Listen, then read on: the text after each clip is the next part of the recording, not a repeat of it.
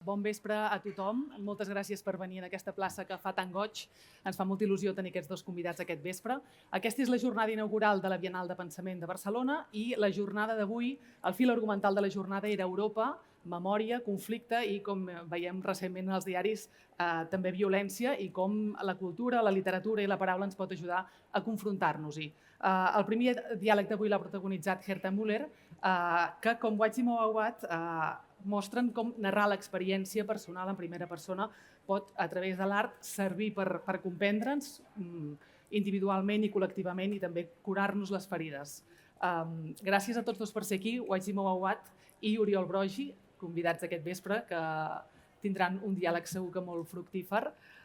Segur que la majoria de vosaltres els coneixeu i coneixeu les seves trajectòries i probablement coneixeu Waitzi Mouawad per les obres que ha representat Oriol Brogi a 3 carrers d'aquí, sense anar més lluny. Està començant ara mateix l'última obra que Oriol Brogi ha dirigit, que és Tots ocells, probablement també l'heu vist a molts de vosaltres, que és la primera obra, de fet, que Mouawad va representar quan va entrar al Teatre de la Colline, que dirigeix a París, com una declaració d'intencions. Una declaració d'intencions que és ara parlaré de la guerra àrabo-israeliana. Déu-n'hi-do, una cosa ambiciosa. La descoberta a Catalunya també de Mouawad també va venir de la mà d'Oriol Brogi, probablement per al gran públic, arran d'incendis i del fenomen que va suposar incendis a Barcelona, però arribava aquí després d'una onada expansiva que venia del Festival d'Avinyó, on es va representar Incendis i les altres 3 obres que formen part de la tetralogia La sang de les promeses, una de les més colpidores que ha escrit Mouawad i que nosaltres ens hem trobat aquí. Arran d'allò va tenir un gran ressò internacional, és un autor premiat en molts llocs del món, òbviament a França, un autor traduït a molts idiomes, un autor amb una extensa trajectòria també que ha tingut adaptacions cinematogràfiques per unes obres que veuen de l'alè dels clàssics, de l'èpica, de les èpiques gregues, de Sòfocles i de Shakespeare, però ens els porten a espais contemporanis on la violència, on la història està molt viva, on la violència és oberta, les ferides estan sagnant, per utilitzar símbols i paraules que ell utilitza a les seves obres. En aquest sentit, compartiu referents amb Mouawad, Oriol, referents i ambicions, perquè des de la Perla també dueu a terme això, un teatre molt broquià, estèticament auster, però de pes ideològic i filosòfic, i per això també heu begut moltes vegades de les mateixes fonts, aquesta que citava, d'Antígona i d'Èdip, i de Gilgamesh, i també Molière i Shakespeare, etc. A Barcelona hem pogut veure un bon grapat de les obres de Mouawad, la tetralogia sencera de La sang de les promeses, però també d'altres, assedegats, algunes funcions en francès que ell fins i tot ha protagonitzat. També és veritat que no les hem vist totes i, de fet, ara hi ha una obra a la Colline, que és del mateix Waitzi, que es titula L'arrel quadrada del verb ser, que tant de bo puguem veure. També l'hem pogut llegir en català gràcies a Periscopi, que fins i tot ha editat l'última obra que ara podem veure, Tots ocells, també està editada en català. I també n'hem vist alguns dels espectacles del cicle que ara està escrivint, que es titula Domestic, i on explica, en primera persona, fins i tot sent algunes vegades actor, perquè ell de fet va començar la seva trajectòria professional com a actor, on explica la història íntima de la seva família, pare, mare, germà, germana, una família que és reflex de la història, que està travessada per la història, que de fet això és el cor de tota la seva obra, una obra extensa que explica com aquest nen de 10 anys que ha d'exiliar-se del seu país, del Líban, escapant de la guerra amb la seva família, primer a París, després al Quebec, i per tant com aquest trencament transforma la seva existència, transforma la seva identitat probablement i dona les claus de lectura també de la seva obra, que parla d'identitat, d'exili, de desarrelament, de com la història sempre torna, de com la violència continua oberta. I per tant jo voldria començar per aquí per preguntar-li, ho haig de dir, en quin moment va entendre que havia de furgar la seva ferida, que havia de buscar en aquest dolor per fer-ne teatre. Què buscava aquí? O sigui, és una manera d'encapsular allò i convertir-ho en literatura i, per tant, una mena d'allunyament, o al contrari, és la sensació de mai em podré escapar d'aquesta història i, per tant, m'he de capbussar en això.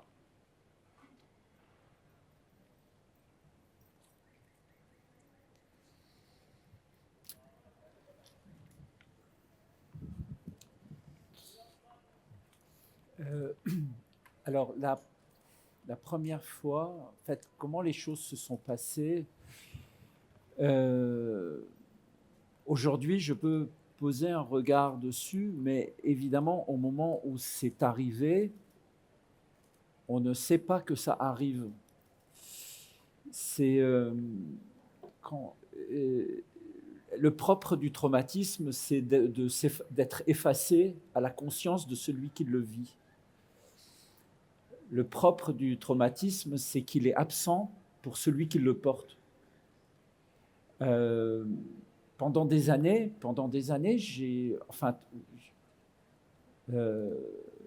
c'est comme si vous portiez un sac à dos vide, et puis régulièrement, tous les jours, quelqu'un met un grain de poussière dans le sac à dos. Donc évidemment, vous ne pouvez pas sentir le poids s'accumuler dans le sac à dos. Vous ne pouvez pas vous sentez rien du tout. Et puis de jour en jour, tous les jours, quelqu'un met un tout petit caillou. Alors évidemment, au bout d'un certain nombre d'années, le poids est très impressionnant, mais vous ne le sentez pas.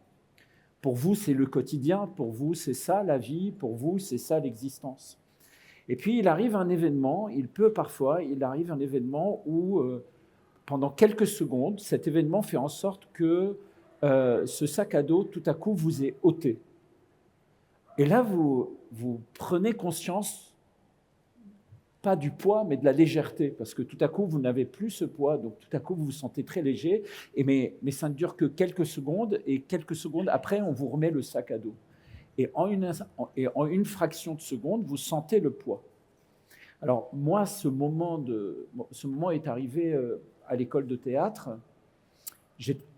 J'étais au Canada, à Montréal, et j'étais dans une école de théâtre à Montréal, et dans cette école, donc j'avais 21 ans, 22 ans, j'étais comédien.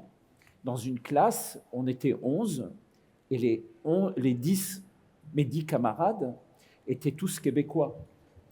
Et à l'école, on travaillait Tchekhov, on travaillait Shakespeare, on travaillait Beckett, on travaillait des auteurs occidentaux.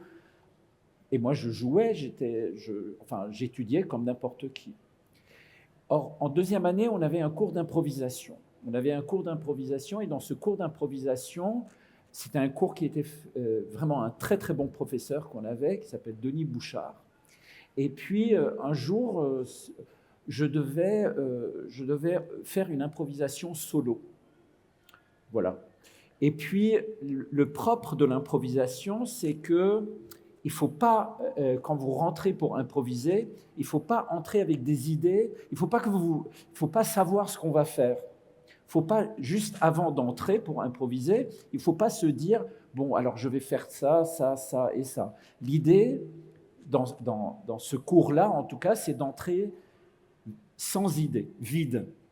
Alors comment ça se passe? C'est que vous avez vos camarades qui sont autour de vous juste avant d'entrer pendant 1 minute. Donc le professeur, il parle au chrono, il y a 1 minute. Pendant 1 minute, tous vos camarades vous disent des idées que vous n'allez pas pouvoir faire parce qu'ils vous les ont dites. Par exemple, moi, mon thème, ça avait été le thème que j'avais tiré pour faire cette improvisation qui devait durer quand même 40 minutes, seul. C'était l'arrêt de bus. Donc, mes amis sont autour de moi, mes camarades, et ils me disent bon, évidemment, tu attends le bus n'arrive pas, donc je ne peux plus faire cette idée. L'idée, c'est de faire quelque chose donc d'entrer sans avoir d'idée. Alors, je suis entré, et ce jour-là, j'ai fait une improvisation, et ce qui est arrivé, ce n'était pas du tout prévu. Ce qui est arrivé, c'est que j'ai fait toute l'improvisation en arabe. J'ai improvisé en arabe. Et j'ai improvisé en arabe parce que c'est ça qui m'est venu. C'était pas créé volontairement. Et non seulement j'ai fait l'improvisation en arabe, mais je l'ai fait. L'improvisation s'est terminée par un massacre. Je veux dire, j'ai improvisé une scène qui se termine par un massacre. Et à la fin de cette improvisation, mes camarades ont pris conscience d'une chose dont moi-même je n'avais pas conscience, c'est-à-dire que j'avais vécu la guerre. Donc après cette improvisation, le professeur m'a posé des questions. Il m'a dit, mais en fait, mais est-ce que tu as vécu la guerre? Et j'ai dit, non, je n'ai pas vécu la guerre. Non, parce que voilà, je n'ai pas vraiment vécu la guerre. Et là, ils m'ont demandé, mais la guerre, elle a commencé quand? Je dis, ben, la guerre, elle a commencé en 75. Je dis, mais vous avez quitté quand le Liban? Je dis, ben, on a quitté le Liban en 78. Je dis, mais alors, si vous êtes parti en 75, si elle a commencé en 75 et vous êtes parti en 78, c'est que tu as vécu la guerre. Je dis, oui, mais j'ai juste vécu 4 ans de guerre. Mais la guerre, elle dure depuis 19 ans. Je dis, mais comment tu peux dire que tu n'as pas vécu la guerre? 4 ans, c'est beaucoup. Je dis, mais est-ce que tu as vécu des bombardements? Je dis, oui, mais les bombardements, c'est comme des tempêtes de neige, c'est pas grave, on s'habitue. Et puis mes camarades me disaient, mais enfin, comment tu peux dire ça? Mais est-ce que tu as vu des gens mourir? Je dis, une fois, c'est pas grave, mais une... Et c'est vraiment là, c'est à ce cours-là que j'ai pris conscience que quelque chose que je trouvais tout à fait normal ne l'était peut-être pas. Et je me suis rendu compte que cette chose-là, en fait, je suis sûr qu'on prendrait n'importe qui ici dans la salle, on l'inviterait ici et on lui poserait des questions. Il va nous dire à peu près la même chose, c'est-à-dire qu'il va nous parler de choses qui, à nos yeux, vont être terribles, mais lui, la personne, elle va dire, mais non, mais c'était pas si grave que ça. Oui, mon père me battait, mais c'était pas grave, c'était pas comme si... En fait, les traumatismes, ils sont souvent effacés pour la personne. C'est compliqué de les voir apparaître. Et je crois que moi, en tout cas, ça s'est passé à ce moment-là. En tout cas, c'est grâce à des Québécois qui n'ont jamais connu la guerre que j'ai compris, que j'ai pris conscience que ce que j'avais vécu était peut-être un peu particulier. Et à partir de ce moment-là, j'ai commencé à poser des questions à mes parents. J'ai commencé à prendre conscience que le théâtre qu'on me faisait jouer ne racontait jamais ces histoires-là. Je me suis rendu compte que si je voulais raconter ce que mon père a vécu, ce que ma mère a vécu, je ne le trouverais pas dans Shakespeare, je ne le trouverais pas dans Brecht, il fallait que je l'écrive moi, parce que ça n'existait pas. Et ça a commencé un peu comme ça, c'est-à-dire j'ai eu envie d'écrire quelque chose que je ne trouvais pas dans le théâtre qu'on me faisait jouer. Clar, Oriol, i tu quines preguntes trobes interessants justament en aquest teatre de Montgat? És veritat que hi ha certs textos que només ens apropen a unes sensacions de dolor. Jo m'ho miro des d'una altra banda, el no ser autor i el no haver viscut aquesta guerra, potser altres situacions, però em sembla que no tan greus. És veritat que estem habituats, quan fem teatre, que agafem el dolor dels altres i nosaltres intentem acariciar-los, fer una segona carícia per apropar-ho a l'espectador. El que sí que trobo en els textos de Moawat és que hi ha alguna cosa que parteix molt de la tragèdia grega. Això sí que en la tragèdia, sobretot de Sofocle, veig que quan treballo amb els textos del Waisdi els veig. Alors après, quand on parle des tragédies grecques, bien sûr, mais je dirais que, je vais prendre une image encore une fois, c'est que si vous voulez vous approcher d'un ravin, si vous êtes au bord d'une falaise très très très très très haute et vous voulez vous approcher pour regarder, le danger c'est d'avoir le vertige et de tomber. Ça c'est le danger. Donc pour pas tomber, c'est bien de pouvoir tenir la main de quelqu'un pour pouvoir vous pencher et regarder. Et si ce ravin c'est vous, si vous voulez regarder à l'intérieur de vous et que ce ravin, c'est vous-même, il faut avoir des amis, il faut avoir quelqu'un à qui tenir la main. Et c'est là où les auteurs, les écrivains sont beaucoup plus important que juste de la connaissance ou de la culture. Pour moi, j'ai pris la main de Sophocle ou de Kafka et c'est en tenant leurs mains que j'ai pu me pencher. C'est-à-dire que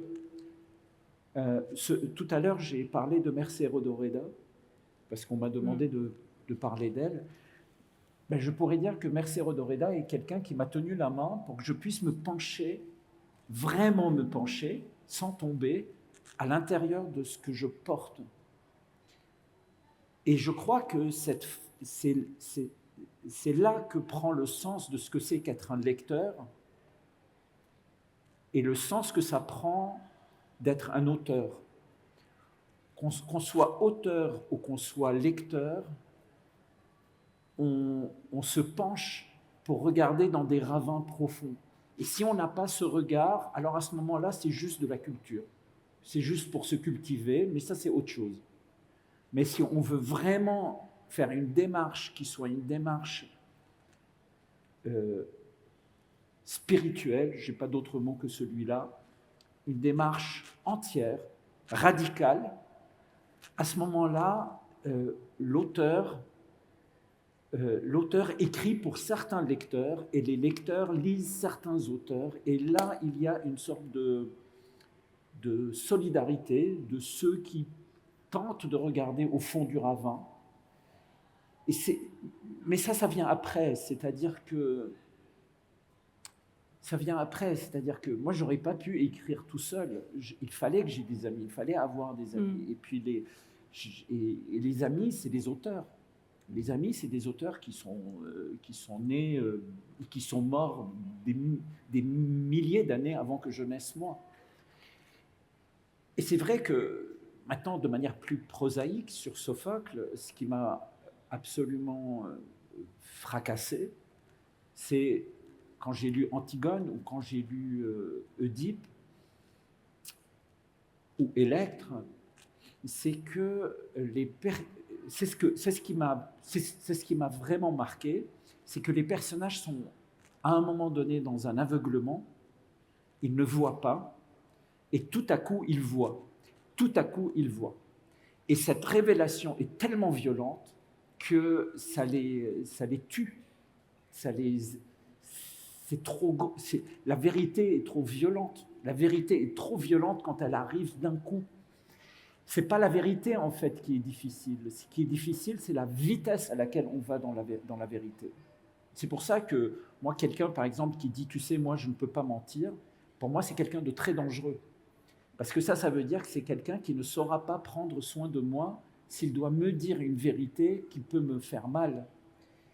La vérité, c'est une image que j'ai souvent prise. Ce qui a tué Ayrton Senna, le champion Formule 1, c'est pas le mur, c'est pas la voiture, c'est la vitesse. S'il avait frappé le même mur avec la même voiture, mais à 10 km/h, il ne serait pas mort. C'est la vitesse. Et Sophocle décrit ça très très puissamment. Or, il se trouve que la guerre du Liban, la guerre civile libanaise, est une guerre où on n'a pas su raconter la vérité, on n'a pas su transmettre la mémoire des choses, on a fait de la vérité une insulte. C'est-à-dire, je te dis la vérité non pas pour te faire avancer, mais pour te tuer. Et donc, la guerre civile libanaise est une guerre civile qui a pris ses sources dans la manière avec laquelle on a balancé la vérité, dans la manière de la transmettre aux enfants, dans la manière de la transmettre les uns aux autres. Et je crois que c'est ça qui m'a touché dans la tragédie grecque, chez Sophocle.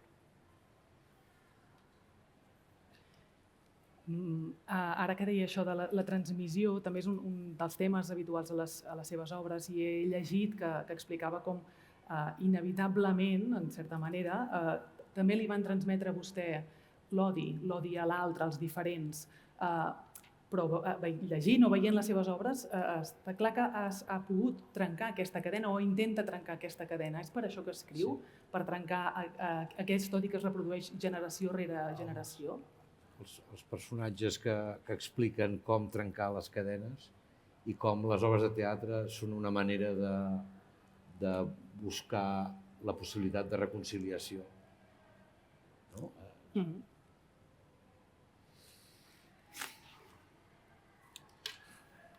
Alors, avec ce qui se passe en ce moment, j'ai l'impression que... Avec ce qui se passe en ce moment au Moyen-Orient, alors j'ai l'impression que le théâtre, que tout est inutile en fait, que tout est vraiment... c'est très très difficile en ce moment de parler de ce thème de la réconciliation. C'est très très très dur pour moi de parler de ça aujourd'hui.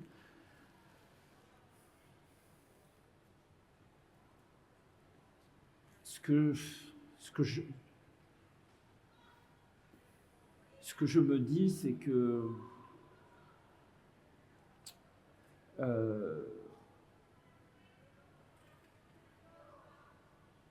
il faut, en fait, comment dire la chose? De toutes les manières, on va quand même, on peut pas s'arrêter, on peut pas s'arrêter, on peut pas se dire, ok, tout le monde va mourir. On peut pas se dire ça. On peut pas se dire, voilà, il y a plus rien à faire. On peut pas se dire ça. Ou alors, on se tire une balle dans la tête, puis on s'arrête, puis c'est terminé. Alors, en même temps, ce qu'on fait,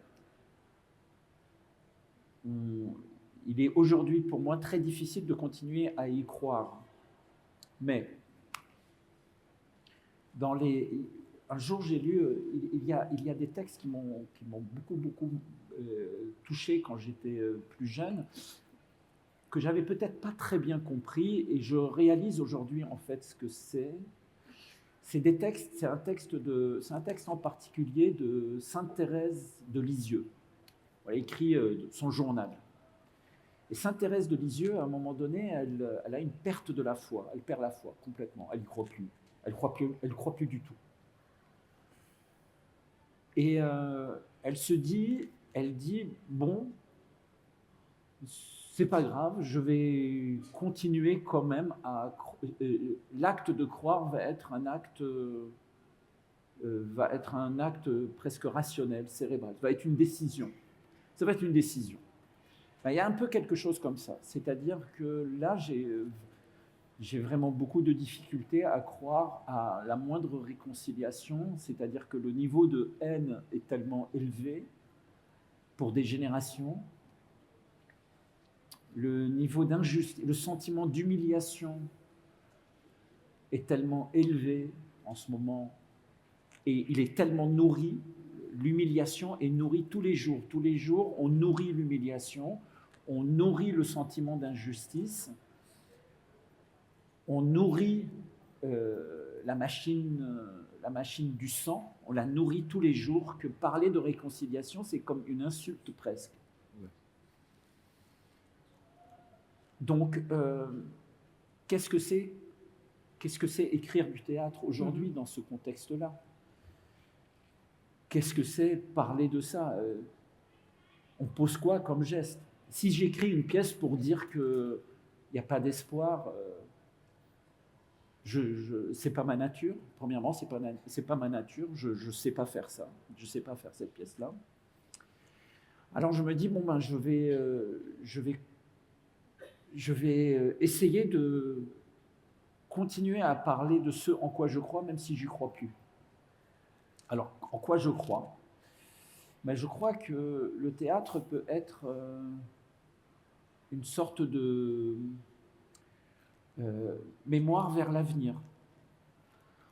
Une mémoire vers l'avenir. Faire en sorte que ce qu'on raconte puisse être pour l'avenir, pour dans 10 ans, pour dans 15 ans, pour les jeunes générations en particulier, un moment où ils vont pouvoir regarder cette époque et se dire voici une histoire où ils ont essayé de raconter ce en quoi ils ne croyaient pas, ce qui les écrasait, ce qui les dévastait. Et je crois que c'est le seul endroit où je peux agir. Mais vous m'auriez posé cette question il y a 2 ans, j'aurais pas du tout fait la même réponse. J'aurais donné une réponse peut-être beaucoup plus optimiste. Mais aujourd'hui, je suis absolument incapable aujourd'hui de donner une réponse sur la question de la réconciliation. Pas parce que je n'y crois pas, mais parce que être à Barcelone, dehors, alors qu'après on va pouvoir aller manger, on va pouvoir tranquillement, et en sachant que ce qui se passe pendant ce temps-là au Moyen-Orient, és esquizofrènic. parler de réconciliation n'est pas possible, ce serait une insulte. Pour moi, c'est vraiment, ça serait... Parce que quand tu as écrit la pièce, quand tu as écrit si je fais en français, ce n'est pas un problème, parce qu'il comprend. Quand tu as écrit la pièce en 2017, cette dernière pièce, Tous les oiseaux, vraiment, il y a la pièce finit avec je n'aurai pas de console. Je ne me consolerai pas. Je ne me consolerai pas, mais en même temps, il y a quelque chose, tu as dit, tu as écrit, que l'art pour toi, c'est une manière, peut-être, pas de ceux qui sont dans la guerre, mais si on est dehors, un petit peu, comme aujourd'hui ici, ou comme le public peut-être de Barcelone qui est dehors, on peut se réconcilier avec des autres choses et un petit peu avec ça. Donc l'art va être une chose qui peut créer, comme tu as dit, la première fois que je t'ai connu, tu as fait une très belle image pour expliquer l'hypoténuse entre deux points qui sont sortis du même point. Il y a le théâtre pour toi, c'était une manière de créer une ligne peut-être pas de réconciliation, mais si una cosa que s'ajunta, qu'on peut réajunter des gens. Mais vraiment, la situation a changé en quelques semaines, beaucoup.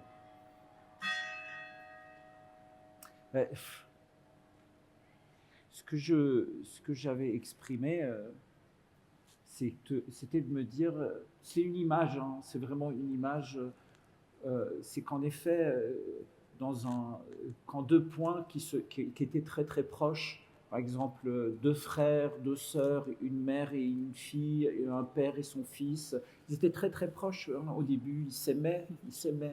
Et puis, avec le temps, quelque chose s'est passé, ils se sont éloignés pour toutes sortes de raisons, ils s'éloignent, et puis ils ne se comprennent plus, et puis voilà, enfin, ça arrive. Et puis ils s'éloignent, et à un moment donné, il arrive un événement où là, vraiment, il va dire « tu n'es plus mon fils, tu n'es plus mon père, je te déteste, comment tu as pu me trahir ?» et on ne se parle plus, c'est fini, on ne se parle plus.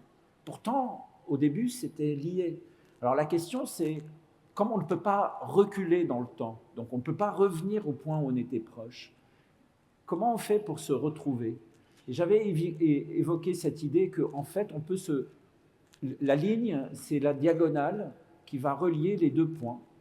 Voilà, ce frère, ou bien ce père et ce fils, ils se sont éloignés. Ce qui va les relier, c'est cette diagonale. En mathématiques, on l'appelle l'hypoténuse. Et l'hypoténuse, pour moi, devenait un geste. En fait, quel est le geste hypoténuse que ces deux personnes qui se sont aimées mais qui ne s'aiment plus peuvent poser? Et puis parfois, au dernier moment, sur le lit de mort de la personne, on peut dire une chose, on peut tenir la main, il y a un geste. Mais le geste, ça peut être une lettre, ça peut être « viens, on va aller manger ensemble ».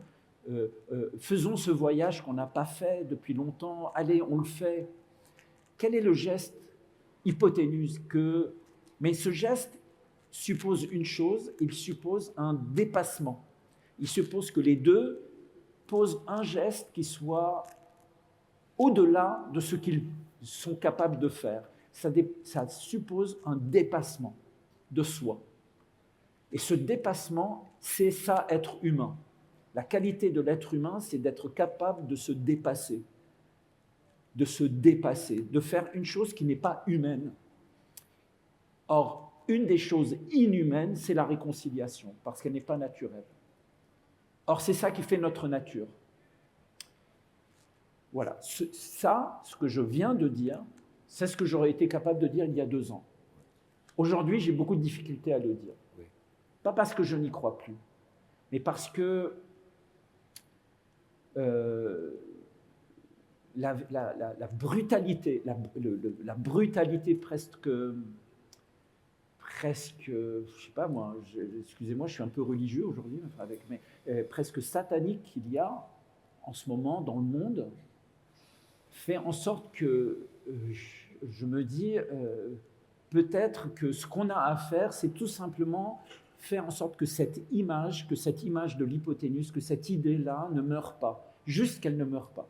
Pas qu'on la réalise, parce que ça, c'est vraiment, je ne sais pas, mais juste qu'on se la raconte, qu'on la transmette. Et puis même dans se souvenir qu'à travers l'histoire, dans les moments de très grande crise, par exemple dans les bateaux des esclavagistes, les esclaves qui étaient, pas les esclaves, mais les êtres humains qui ont été enlevés de chez eux pour être transportés, devenir des esclaves dans les bateaux, on a des témoignages où il y avait de l'entraide, où il y en a un qui a aidé l'autre. Et se souvenir qu'il y a toujours dans le pire moment des gestes d'espoir, et qu'au fond, un des plus grands gestes d'espoir qu'il y a, c'est les récits. C'est le récit, c'est le fait de raconter encore nos histoires, c'est le fait de pouvoir encore raconter des histoires, malgré tout, de raconter des histoires, même si on ne sait plus comment faire, de se dire, ok, on va raconter des histoires, on va raconter ces histoires-là, parce qu'au fond, pour les jeunes générations, pour les générations qui vont venir après nous, si on ne raconte plus les histoires, ils vont se retrouver coupés. Ouais. Je ne sais plus c'était quoi la question. No, vraiment, parce que ça change beaucoup. Jo crec que, de totes maneres, que també va dir, per continuar jo, perdó. I tant, endavant. També parlaves fa un temps que en el teatre hi havia una possibilitat d'acariciar-se uns als altres, perquè en el teatre és un lloc on es generen moltes preguntes, de qüestió, i de matisos, molts matisos.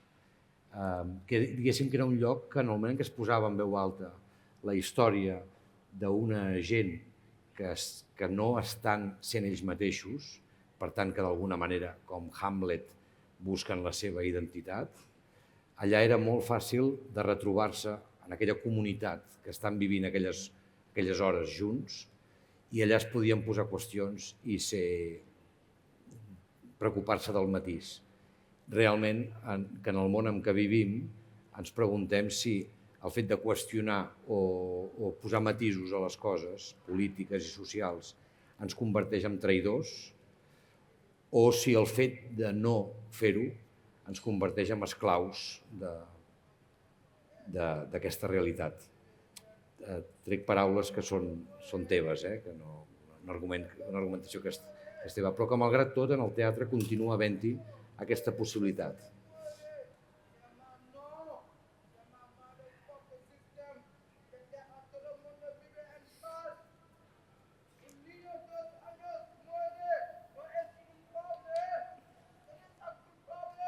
C'est pas à nous, je pense. Est-ce que tu peux me répéter la fin de la question? Oui, non, c'est que vraiment, quand il y a des questionnements et on met des caps sur les arguments, vraiment, ça c'est difficile de le faire dans la rue. Oui. Et tout le monde dit tu es un traître. Ah oui. Mais si on ne le fait pas, nous sommes esclaves de la situation. Il faut essayer de changer. Et avec le théâtre, on peut le faire.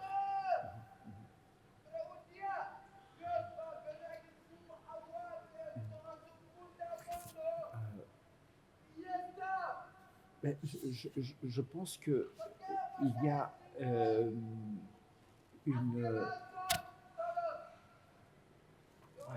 il y a une façon de se positionner parfois dans sans nécessairement chercher à convaincre tout le monde. Alors ça, c'est évident.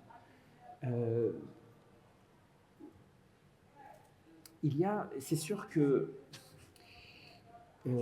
au théâtre, quand on prend la parole et qu'on écrit une pièce de théâtre, il y a des personnages, il y a un décor, il y a un récit, une histoire. On est un tout petit peu protégé, quoique parfois on n'est pas plus protégé du tout.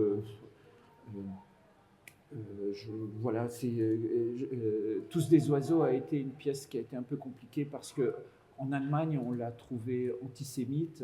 Au Liban, on l'a trouvée pro-israélienne. Pourtant, c'est le même texte. Oui. Et en Allemagne, elle a été annulée une ville qui a annulé le spectacle pour antisémitisme. Et au Liban, elle a empêché la présentation d'un spectacle pour des raisons d'être pro-israélienne. Ouais, ouais. Bon. Donc, bon, et encore, c'est la pièce. Mais quand c'est ta parole à toi, dans la rue, ta parole directe, c'est-à-dire dans un article de journal, là, maintenant, ici, ce que je suis en train de dire, là, c'est pas une pièce, c'est moi qui le dis directement. Donc, à partir du moment où on essaye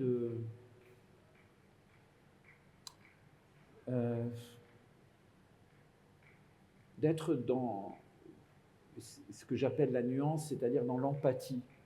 Dans l'empathie. On essaye d'être dans une situation où on dit bon ben ok, il n'y a pas quelqu'un qui a raison, il n'y a que des gens qui souffrent. Qu'on essaye de regarder cette chose-là de cette façon-là, on compte que là il y a vraiment énormément de violence, ça soulève énormément de violence de part et d'autre, parce que les positions sont tellement antagonistes et que au fond, une des particularités de l'être humain, c'est qu'il se sent beaucoup plus confortable dans la situation de victime. Être dans la situation de la victime, c'est être dans la situation où on est légitime. Ouais. Si je suis victime, je suis légitime. Si je suis bourreau, je ne suis pas légitime. Donc, c'est beaucoup plus simple d'être victime et de se positionner en tant que victime. Or, quand on est victime, il y a une différence. Par exemple, je vais prendre un exemple, quelqu'un qui se fait frapper. Au moment où il se fait frapper, il est victime des coups. Mais après, il n'est plus victime. Il est quelqu'un qui a été victime. Et le danger, c'est de rester fixé dans l'état de victime. La victime, c'est au moment où ça arrive. Après, c'est la justice, c'est l'injustice, c'est autre chose. Mais on n'est plus victime. On n'est plus en train de se faire taper dessus. On s'est fait taper dessus et on a besoin que ça soit reconnu. On a besoin que ça soit reconnu, on a besoin que la personne qui nous a tapé soit reconnue. Donc on a besoin de la justice. Et c'est pour ça que la justice est vraiment très importante. Mais la personne n'est plus victime. Or, une des particularités de l'être humain, c'est de vouloir rester la victime, de vouloir rester victime. Et plus les situations sont conflictuelles, plus le combat pour être la victime est violent. Donc la meilleure manière, c'est de dire que c'est l'autre le bourreau, et c'est donc moi la victime. Donc quand on essaye de se placer dans une position où on essaye de dire à quelqu'un, en fait, lui aussi, il est un peu victime, ben, les deux te tapent dessus, nécessairement.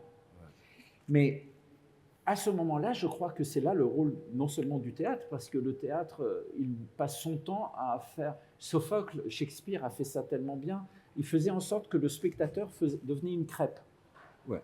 Devenir la crêpe, c'est-à-dire, prenez Électre.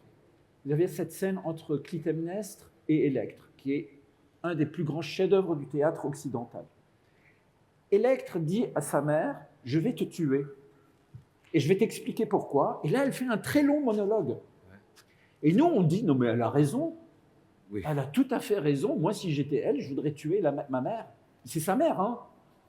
Et l'autre, en plus, Clytemnestre, elle la laisse parler, elle ne l'interrompt pas. Elle lui laisse parler. Une fois que Électre a fini, Clytemnestre lui dit, très bien, je t'ai entendu, maintenant je vais te dire pourquoi c'est moi qui va te tuer. Et Clytemnestre fait un très long monologue. Et nous, on fait « Oh non, mais attends, elle a raison, c'est vrai, non, mais tout à fait, ouais, elle a raison. Oui, elle a raison. » Et en fait, ce que ça raconte, c'est quoi? Ce que ça raconte, c'est que on revient un peu à cette idée de vérité, elle n'est pas du tout... elle n'est pas une propriété. La vérité n'est pas une propriété. Il n'y a personne qui peut dire « Je suis propriétaire de la vérité. » Et bon, alors... Comme artiste, il faut se dire, par exemple là, ce que je me dis là, c'est que dans la salle ici, il y a peut-être une personne, aujourd'hui il y a peut-être juste une seule personne qui avait absolument besoin d'assister à cette conférence.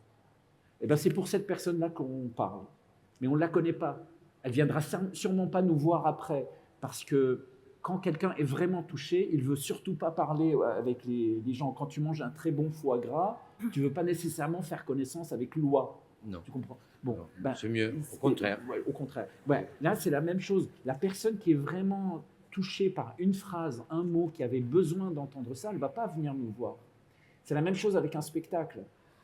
La personne, chaque soir, on joue au théâtre, c'est pour une seule personne. C'est pour une personne qui a absolument besoin de voir ce spectacle. Cette personne-là, c'est pour elle qu'on le fait. Il faut se concentrer là-dessus. C'est pour elle qu'on le fait. En même temps, c'est potentiellement tout le monde. C'est ça qui est beau. Ah oui. C'est potentiellement tout le monde. Donc on le fait pour tout le monde, mais on le fait pour une personne. Eh bien, au niveau de la pensée, c'est pareil. C'est pour une personne. Peut-être que tous les autres vont nous taper dessus. Mais elle va entendre. Elle va entendre. Et si on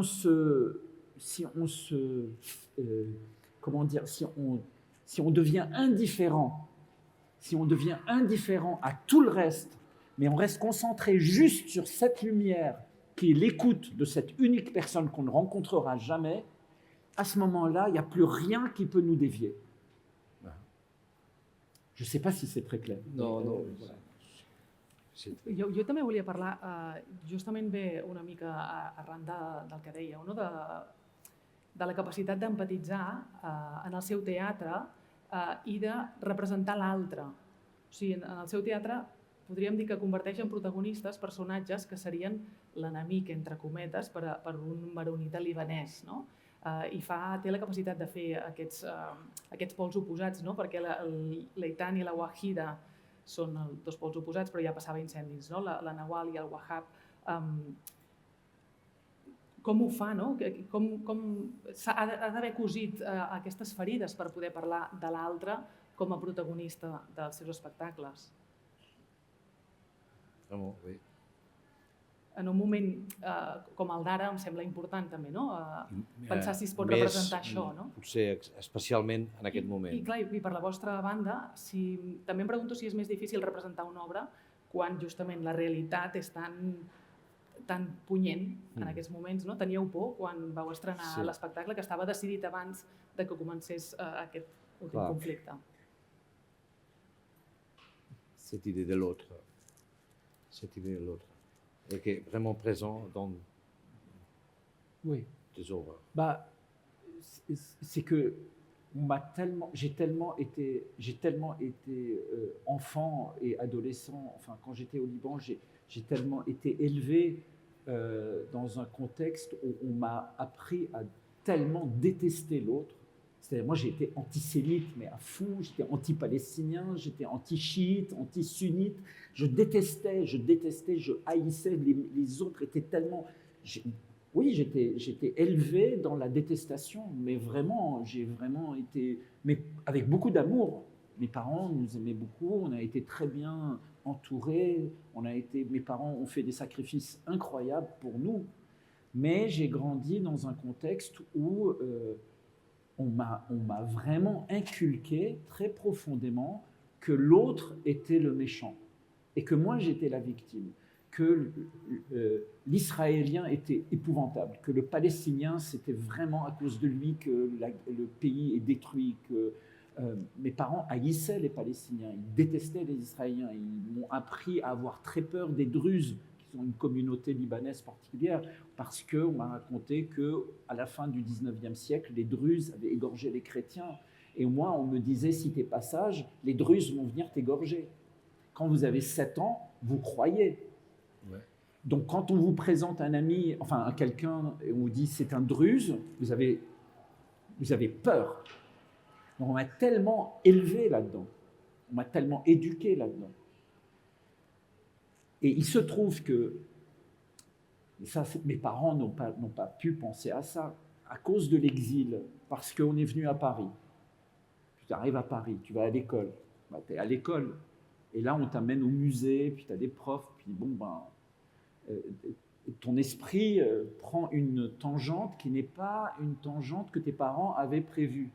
Et puis ensuite on va au Canada, et puis puis la France, c'est quand même, il y a marqué liberté, égalité, fraternité un peu partout. On t'apprend la laïcité, on t'apprend des histoires que tu n'as jamais entendues. Et puis, sans savoir, sans le savoir, tu as développé un esprit critique que tu ne pensais pas avoir, mais qui va ressurgir au carrefour d'une conversation avec ton père.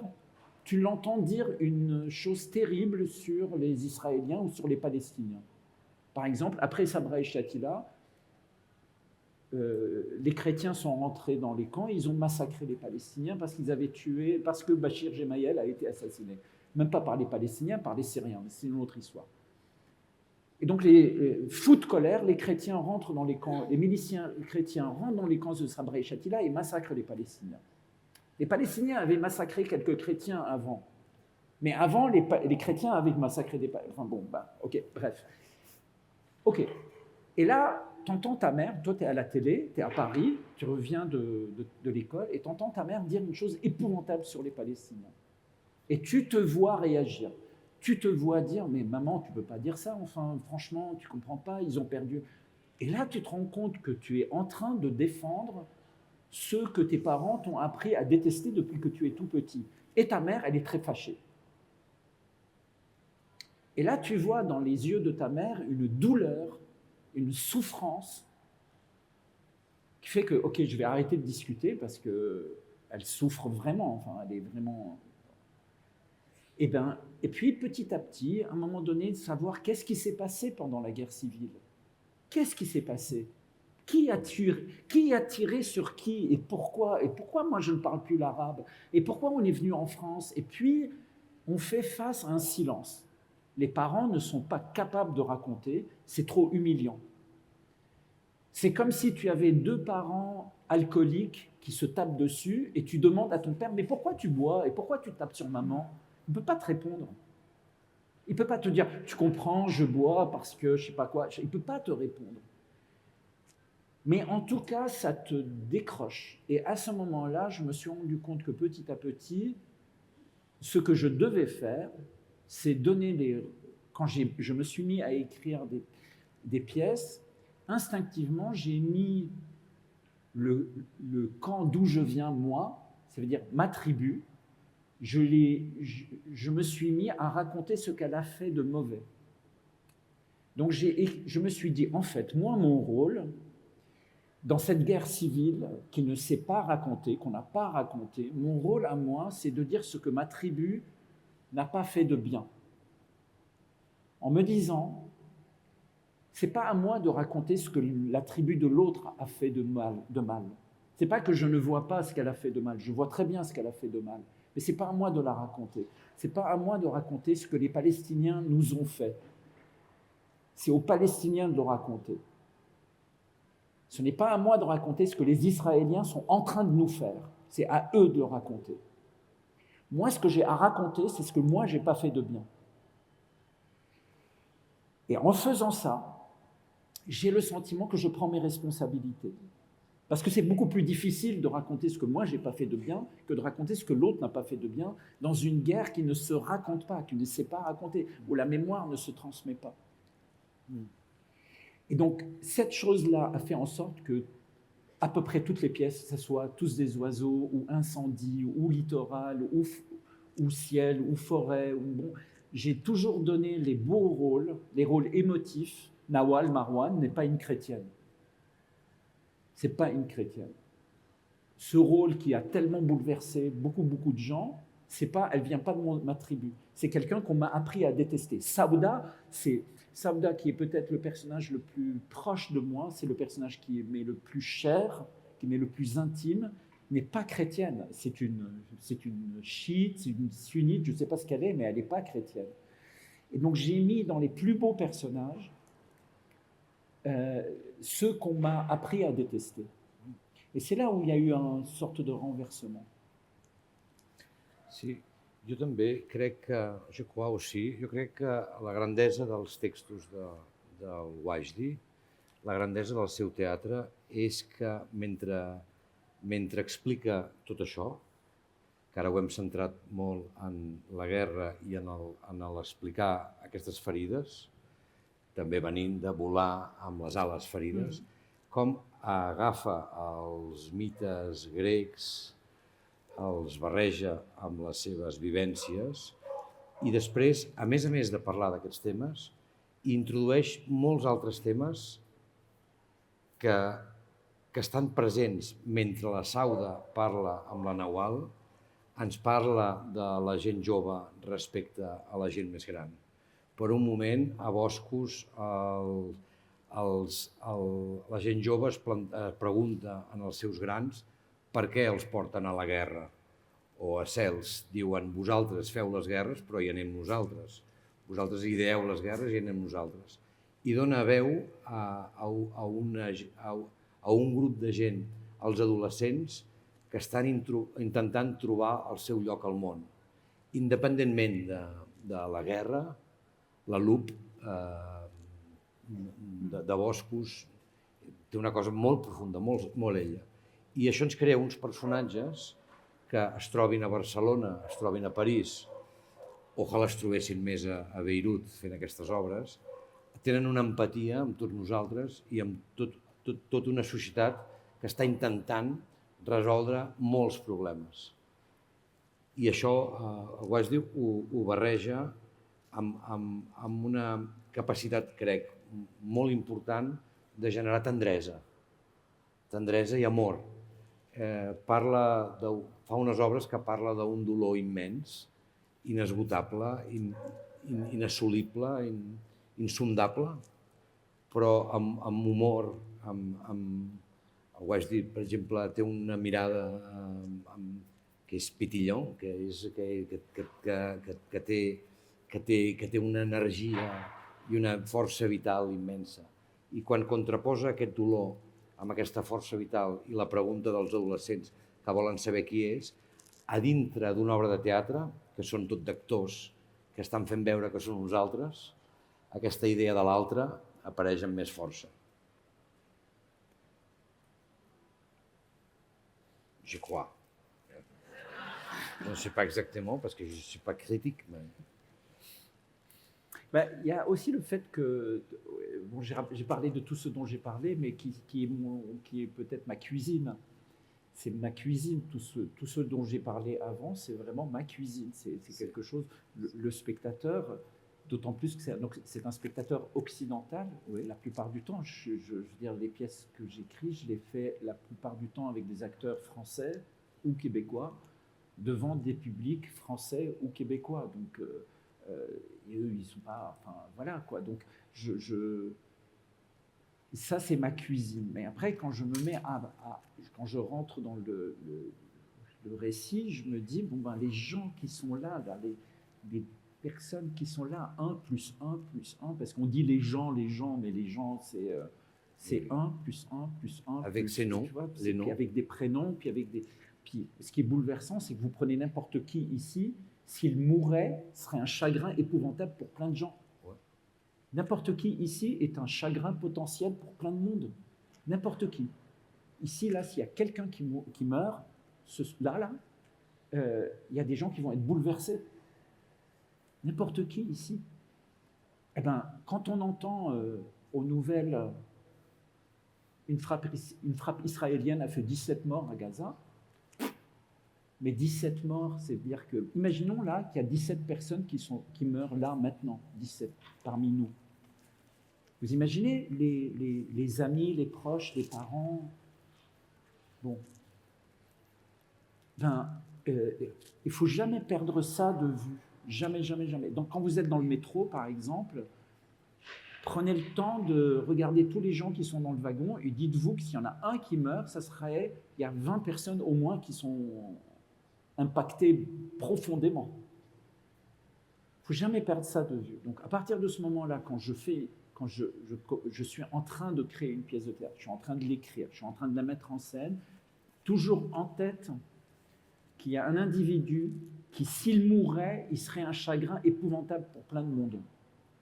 Et c'est pour lui que je suis en train de faire ce spectacle. Mais ce spectateur, il n'est pas libanais, Si j'étais au Liban, ce ne serait pas la même chose. Mais il n'est pas libanais, il est français, il vient de la Bourgogne ou bien il vient de la Normandie. Qu'est-ce qu'il a à faire avec le Liban, lui? Donc, comment est-ce que je raconte pour qu'ils se sentent quand même un peu concernés, tu vois? Oui. Parce que là, à Barcelone, c'est facile, vous avez connu la guerre civile. Bon, ça, on peut se comprendre. Oui. Bon, voilà, tu vois, je dis le mot guerre civile. Il y a quelque chose. Il y a des gens ici qui l'ont peut-être connu, il y a des gens ici dont les parents l'ont connu, Oui, oui. on peut se reconnaître. Mais alors, c'est là où je crois que, d'une certaine manière, la qualité des relations devient très importante. Un père, une fille, une situation politique, comment est-ce qu'ils parlent? Comment est-ce que ça se relie? Pour faire en sorte que pour le spectateur, à un moment donné, il se dit « Ok, le contexte, c'est la guerre, mais ce n'est pas ça qui est important. Ce qui est important, c'est que c'est un père qui parle à sa fille. » Ah oui, c'est ça. C'est ça le plus important. Oui. C'est beaucoup plus important que le contexte. Oui. Le contexte, c'est ma cuisine. Ce n'est pas la cuisine du spectateur. Mais le spectateur, lui, il peut se reconnaître dans un conflit avec un métier, avec un membre de sa famille, avec une dispute. Il peut se reconnaître. Oui, mais en même temps, quand les deux choses sont ensemble, alors c'est plus bouleversant parce que tu viens de parler un père qui parle à son fille parce qu'il a 16 ans, et après il y a l'une que l'autre qui vient de bataille. Et alors les deux choses ensemble són plus proches. C'est ça. Hi ha aquesta frase, ara em feu pensar en una frase, a les seves obres hi ha moltes frases d'aquestes que subratlleries, però n'hi ha una frase que és... Dans ces pièces, toujours, tu voudrais... Ja li tradueixo, Oriol. Sí, perdó. Hi ha la frase aquesta de que cada home que mata un home és un fill que mata un fill. No? I això recorda molt aquest dol que es multiplica moltíssimes vegades. Sí. Com que estem a la recta final, jo li volia fer una pregunta sobre l'esperança i sobre el demà. No? Les seves obres són això, són molt catàrtiques, són purificadores, i entenc que en un moment com aquest és difícil pensar en aquesta esperança, i m'ha semblat que en un moment fins i tot deia que potser avui no podria escriure una obra com Tots ocells, la qual cosa és bastant frapant. No? Quina esperança té en el demà i què consideraria vostè l'èxit? No? Perquè quan l'èxit és transformar la mentalitat de la gent, posar allò bombes al cap de la gent, com diu també en les seves obres, clar, en quin moment un dramaturg que té aquesta ambició tan gran no se sent com una formiga transportant una piràmide. No? Per tant, voldries saber les dues coses, no? Si existeix l'esperança del demà i què hi pot fer un dramaturg, si és possible, no? Traslladar un missatge d'esperança a través del teatre també.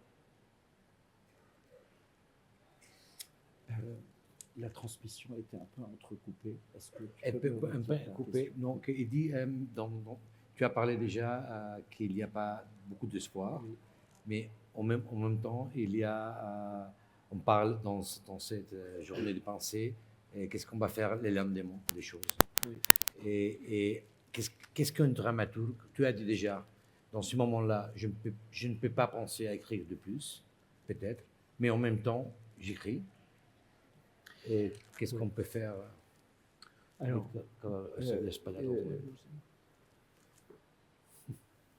il y a 2 jours, je dois fonctionner par ce que j'appelle morceau de puzzle. Imaginez que vous trouvez un morceau de puzzle par terre, dans la rue. Trouvez un morceau de puzzle. Quand vous trouvez le morceau de puzzle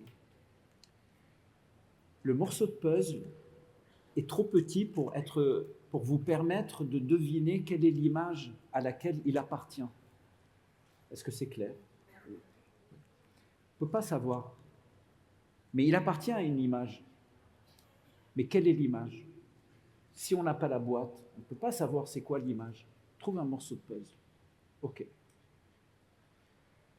Imaginez que demain, vous prenez l'avion pour aller, à Paris. Et demain, à Paris, vous trouvez un autre morceau de puzzle. OK. La logique voudrait que, évidemment, ces 2 morceaux de puzzle n'appartiennent pas du tout à la même boîte, c'est pas possible. Ce serait complètement incroyable que le morceau de puzzle trouvé à Barcelone et le morceau de puzzle trouvé à Paris appartiennent à...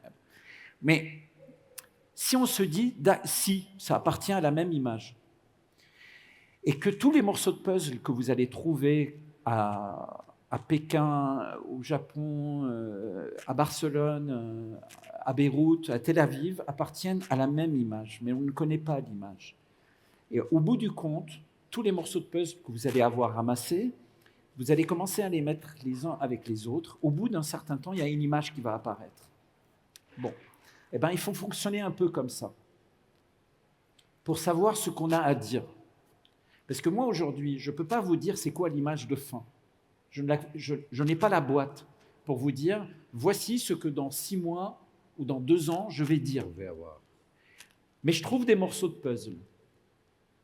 Alors, quel est le dernier morceau de puzzle que j'ai trouvé? Le dernier morceau de puzzle que j'ai trouvé, c'est une phrase. Je ne sais pas si elle est juste ou pas, mais au fond, ça n'a pas d'importance. Mais cette phrase, elle dit, je me suis dit, en fait, notre époque... Alors, j'ai écrit dans un petit cahier, le temps est radieux pour les meurtriers et les assassins. Évidemment, quand j'écris cette phrase, le temps est radieux pour les meurtriers et les assassins, je pense à à ceux qui ont le pouvoir en ce moment. Je pense autant à Netanyahou, que je pense à Nasrallah, que je pense à Biden, que je pense à tous ceux qui ont le pouvoir mais qui ne l'appliquent pas pour des raisons vraiment bien précises. Et je suis assez brillant et intelligent et je suis assez l'actualité et je la décortique de A à Z pour comprendre au fond que la raison pour laquelle il n'y a pas un cessez-le-feu aujourd'hui, c'est parce qu'on ne le veut pas.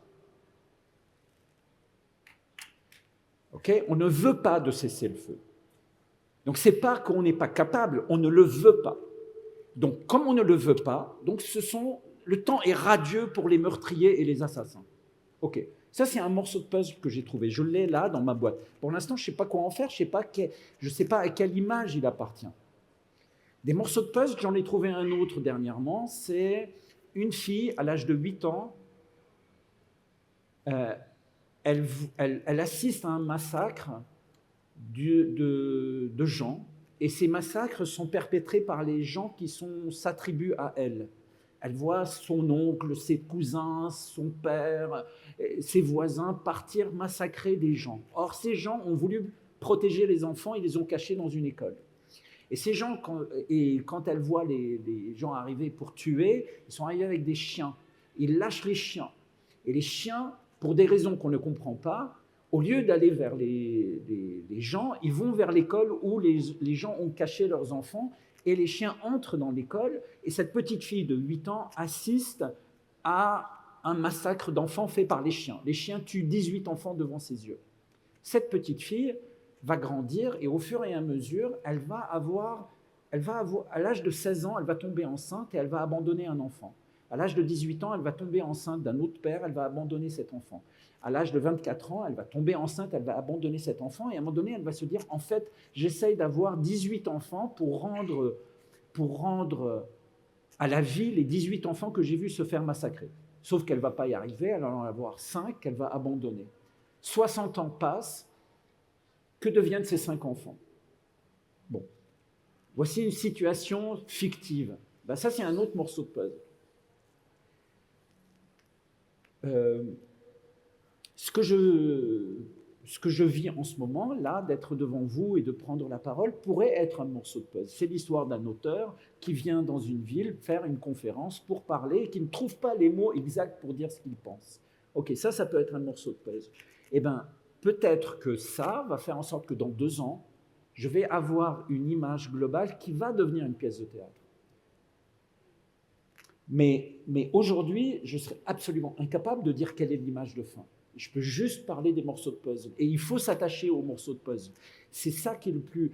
C'est de là qu'on construit. Et à un moment donné, il y a quelque chose à force de ramasser les morceaux de puzzle qui sont des morceaux instinctifs, qui sont instinctifs. Ça ne veut pas dire qu'on a raison de ressentir ce qu'on ressent, mais on ressent ce qu'on ressent.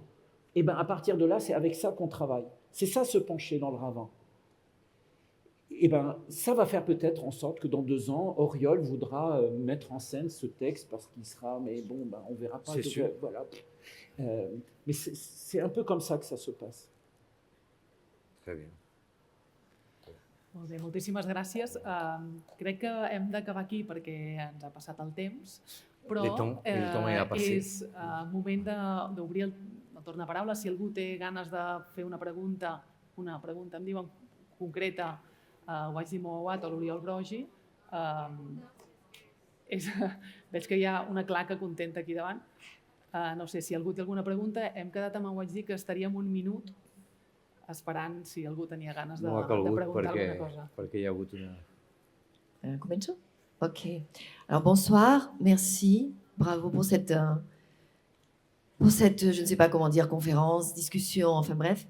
Mais je voulais vous poser une question. Vous avez dit à un moment donné que dans vos pièces, c'est ceux des autres tribus qui vous intéressent.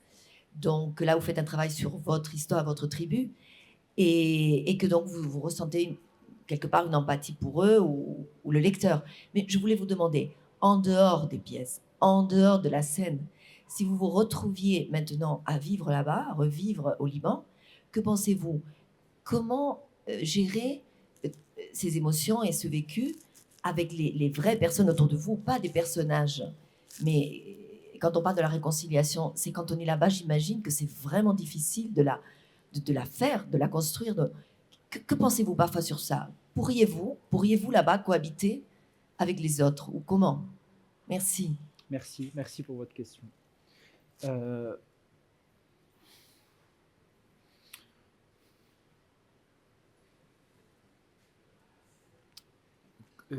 Quand j'étais au Liban, il n'y a pas très longtemps pour présenter un spectacle qui finalement n'a pas été présenté, un peu ce que je disais, à cause de Tous ces oiseaux.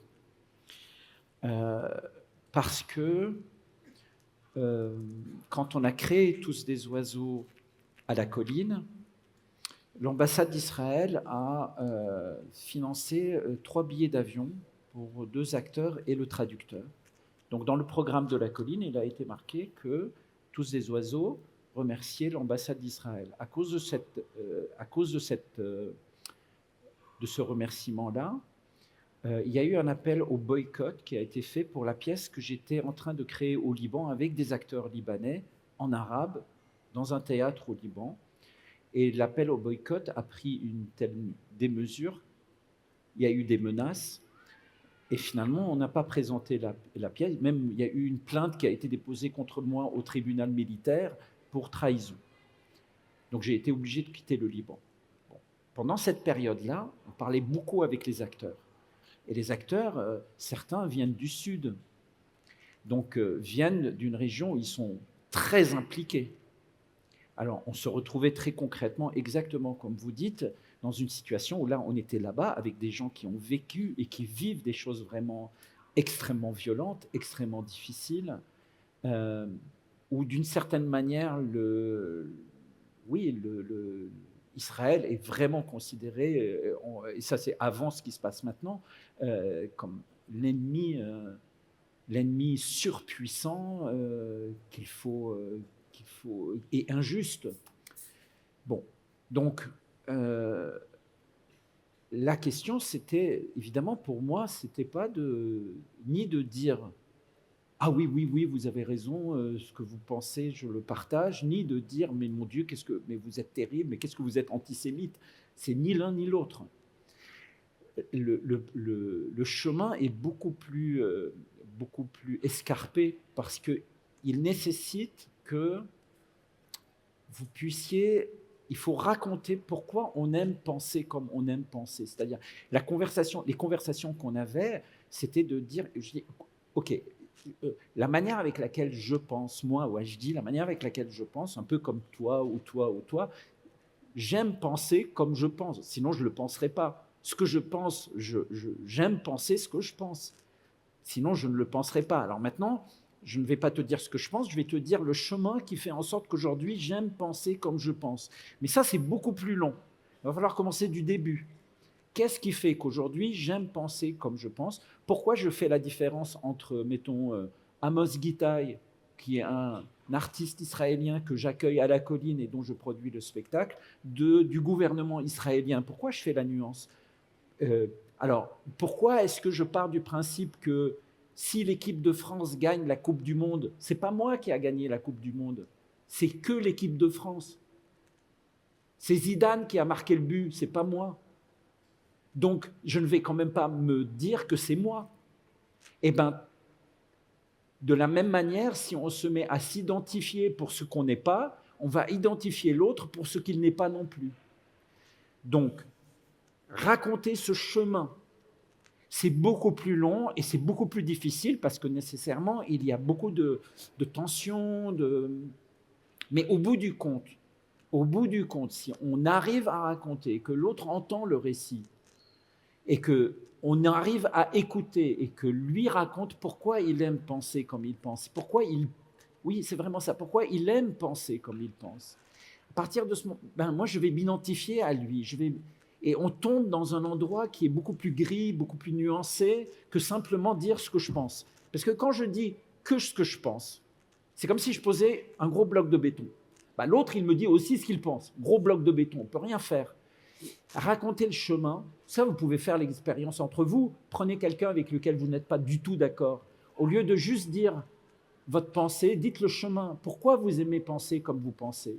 Et vous allez voir que l'autre, à 95% du temps, il va s'identifier à votre récit. Et au bout mais c'est ce temps-là du récit, c'est pour ça que je reviens un peu à cette idée du récit, de raconter pourquoi on aime penser comme on pense. Et c'est surtout dans des lieux problématiques qu'il faut nécessairement essayer de le faire. Et au Liban, mais vous avez absolument raison, le faire au Liban a été beaucoup plus difficile et beaucoup plus compliqué et beaucoup plus violent, entre guillemets, que de le faire à Paris. Doncs moltíssimes gràcies per aquesta pregunta, que em sembla que dona una resposta, felicitats, que dona una resposta que inaugura de manera brillant la Bienal del Pensament, perquè convida justament a pensar. Moltíssimes gràcies a tots vostès. Tot seguit hi ha un concert de Tartarelena, vol dir que la jornada encara no acaba. Gràcies a tots dos.